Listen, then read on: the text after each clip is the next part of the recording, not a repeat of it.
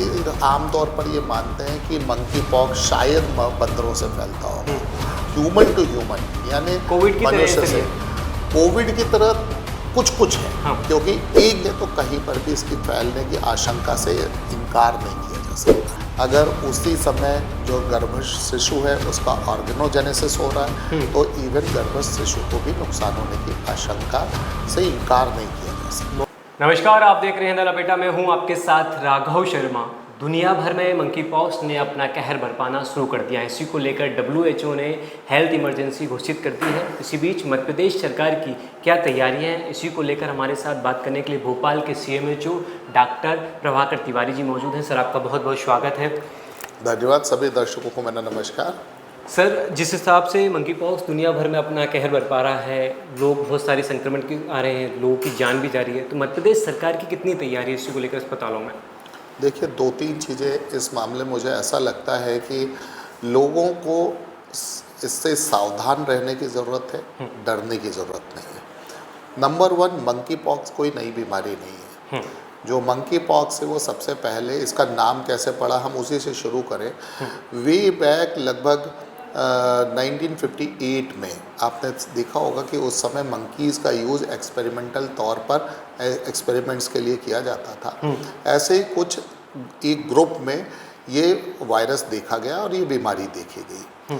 उसके बाद लगभग 1970 तक ऐसी कोई ह्यूमंस में ये बीमारी देखी नहीं गई थी।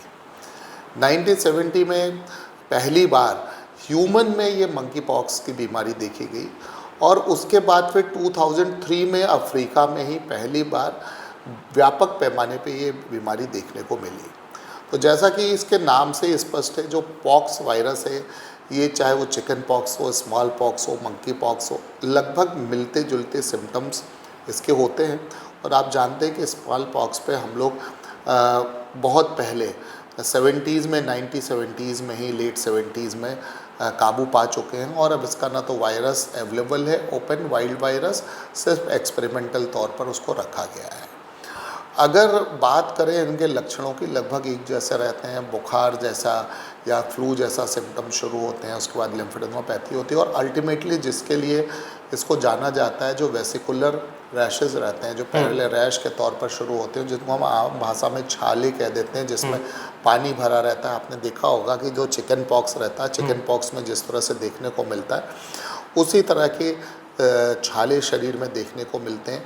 फेस में सबसे ज़्यादा होते हैं, इसके अलावा ये हाथ पाँव में हो सकते हैं जो सबसे ज़्यादा देखने को मिलते हैं। और ये जो इसमें वेसिकल्स का पानी रहता है या जो फ्लूइड रहता है ये इन्फेक्टिव भी रहता है। तो बात हम इसकी आमतौर पर ये मानते हैं कि मंकी पॉक्स शायद बंदरों से फैलता होगा, पर ये जानवरों से मनुष्यों के साथ साथ ह्यूमन टू ह्यूमन, यानी कोविड की तरह मनुष्य ऐसे से, ही है। कोविड की तरह कुछ है। हाँ। क्योंकि एक जो है, जैसे कोविड फैलता था सिर्फ एक तरह से, वो था जब हम छींकते या खांसते थे, बिल्कुल। उससे ड्रॉपलेट इन्फेक्शन निकलता था और उससे फैलता था। जो मंकी पॉक्स है ये उससे तो फैल सकता ही है, साथ में इंटीमेट कॉन्टेक्ट्स में बॉडी टू बॉडी अगर होती है तो ये भी कंटेजियस है। कोविड कंटेजियस नहीं था, इसमें इसका जो फ्लूइड है, अच्छा। इसके जो क्रस्ट हैं उसमें वायरस रहते हैं और वो भी कंटेजियस होता है। और तीसरा जो सबसे अनकॉमन होता है कि वो दूसरे जानवरों से ह्यूमन में आ जाए। अब इसमें जो राहत की बात है वो ये है कि इसमें जो डेथ रेट्स रहती हैं वो रिलेटिवली काफ़ी लो रहती हैं, 0 से 10% तक रिपोर्ट की गई हैं और आम तौर पर जो एवरेज डेथ रिपोर्टेड है वो लगभग 3 से 5-7% तक ही होगी। किस एज ग्रुप को सर ये सबसे ज़्यादा कवर करता है? देखिए, अगर हम थ्योरेटिकली देखें तो किसी भी एज ग्रुप को हो सकता है, पर प्रैक्टिकली सबसे ज़्यादा यंग लोगों को या यंग एडल्ट्स को होता है और उसमें जो सबसे ज़्यादा घातक होता है वो छोटे बच्चों में होता है। और जो मैंने अभी बताया मोड ऑफ ट्रांसमिशन तो आपको बता ही दिया, तो सबसे जो इससे बचने का तरीका है वो यही है कि ऐसे एरियाज़ जहाँ पर ये एंडेमिक है, जैसे ये दुनिया के कुछ ही एरियाज़ हैं, स्पेशली जो अफ्रीकन कंट्रीज़ हैं, वहाँ पर ये एंडेमिक है। बाकी जगह पर अगर ये पहुँचा है तो या तो वहाँ के लोग दूसरी जगह पहुँचे हैं या हमारे यहाँ का कोई व्यक्ति वहाँ पर गया है घूमने भी के लिए या किसी ट्रिप पर और उसके बाद वहाँ से इन्फेक्ट होकर आया है। तो आम तौर पर अभी भी जो सेंट्रलाइज्ड एरिया है वो सिर्फ वही है, पर चूँकि आप जानते हैं कि आजकल लोग लगातार एक दूसरे के संपर्क में आते हैं, आवागमन बहुत ज़्यादा सुलभ हो गया है, इसलिए अगर हम देखें तो कहीं पर भी इसकी फैलने की आशंका से इनकार नहीं किया जा सकता। गर्भवती महिलाओं को सर कितना इसमें सचेत रहने की आवश्यकता है, कितना खतरा है उनको? देखिए, सिंपल सी चीज़ है कि कुछ एक ऐसे स्पेसिफिक कैटेगरीज होती हैं, बहुत छोटे बच्चे, हमारे senior citizens, pregnant ladies, even lactating ladies, ऐसे व्यक्ति जो इम्यूनो कॉम्प्रोमाइज्ड है, चाहे वो HIV के पेशेंट्स हो, चाहे वो CRF के पेशेंट्स हो जिनका डायलिसिस चल रहा है, ऐसे पेशेंट्स जो ऑर्गन ट्रांसप्लांट के बाद इम्यूनो सप्रेसिव थेरेपी पर हों, ये जो रहते हैं ये हमेशा से ज़्यादा कहना चाहिए ससेप्टेबल भी रहते हैं, और ससेप्टेबल के साथ साथ अगर ये डिज़ीज़ उनको होती है तो उनको ज़्यादा अग्रेसिव डिजीज़ भी हो सकती है। जो बात की आपने प्रेग्नेंट लेडीज़ की, प्रेगनेंसी के दौरान भी थोड़ा सा इम्यूनो सप्रेशन होता है, इसलिए निश्चित तौर पर उनमें गंभीर बीमारी होने की आशंका काफ़ी ज़्यादा होती है। दूसरी चीज़, अगर उसी समय जो गर्भस्थ शिशु है उसका ऑर्गेनोजेनेसिस हो रहा है तो इवन गर्भस्थ शिशु को भी नुकसान होने की आशंका से इनकार नहीं किया जा सकता। मॉम को होगा तो बेटे को, अंदर गर्भ में जो बच्चा पल रहा है तो उसको भी हो सकता है। नहीं, उसको ये बीमारी होगी कि नहीं, उसके आफ्टर इफेक्ट्स बहुत सारे, क्योंकि सिर्फ बीमारी की बात नहीं है। जब भी कोई बीमारी आती है तो उसके एंटीजेंस आते हैं, उसके अगेंस्ट हमारी बॉडी एंटीबॉडी तैयार करती है, तो वो एंटीजेंस जो और एंटीबॉडीज़ हैं कुछ ऐसे होते हैं जो गर्भनाल से ट्रांसफ़र नहीं होते, उसके लिए वो बैरियर का काम करता है। कुछ ऐसे होते हैं जो ट्रांसफ़र होते हैं, तो सिर्फ बीमारी के कारण नहीं, बीमारी के कारण शरीर में जो चेंजेस होते हैं उन ज़रूरत थी तब ध्यान नहीं दिया और अचानक से अपने आप को चेंज करना चाहते हैं। कई बार ये भी होता है कि हमारे कुछ बहुत सारे उत्साही युवा अपने एक्सरसाइज करने के लिए, अपने बॉडी बिल्डिंग के लिए अपनी जो सीमाएं हैं उनको लांघने की कोशिश करते हैं। कई बार ऐसा होता है कि उसके लिए बहुत सारी ऐसी पाउडर्स, प्रोटीन पाउडर्स और इनका उपयोग करते हैं जो आम तौर पर बिना फिजिशियन के सुपरविज़न के नहीं लेना चाहिए। तो जो सेल्फ मेडिकेशन एलॉन्ग विथ अपने आप को अपनी जो सीमाएं हैं उनसे ज़्यादा स्ट्रेच करना, sedentary life habits, fast food का अधिक उपयोग, जो हमारे मिलेट्स हैं, हमारे पुराने पल्सेस हैं, पुराने टाइम प्रूवन रेसिपीज़ हैं, उनको छोड़कर ऐसी फूड की तरफ बढ़ना जो हमारे हेल्थ के लिए हार्मफुल हैं, ये सब इसके लिए रिस्पॉन्सिबल। सर, कोविड का टीकाकरण को लेकर, कोविड के टीकाकरण लोग बोल रहे हैं कि सबसे ज़्यादा अटैक की समस्या है युवाओं को, कुछ ऐसा थ्योरी है क्या सर कोविड के कारण लोगों को अटैक की समस्या हो रही है?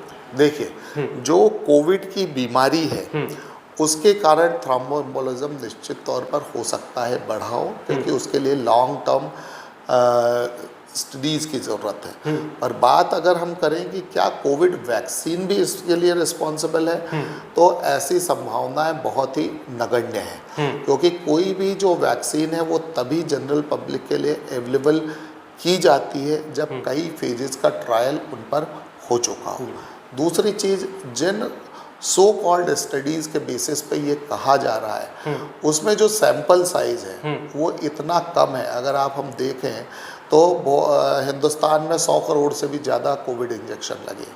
अगर हम 100 लोगों का सैंपल साइज़ लेकर कोई डिसीज़न लेना चाहें तो वो मेरे ख्याल से उस वैक्सीन के प्रति भी और उस बीमारी के प्रति शायद अन्याय करना होगा।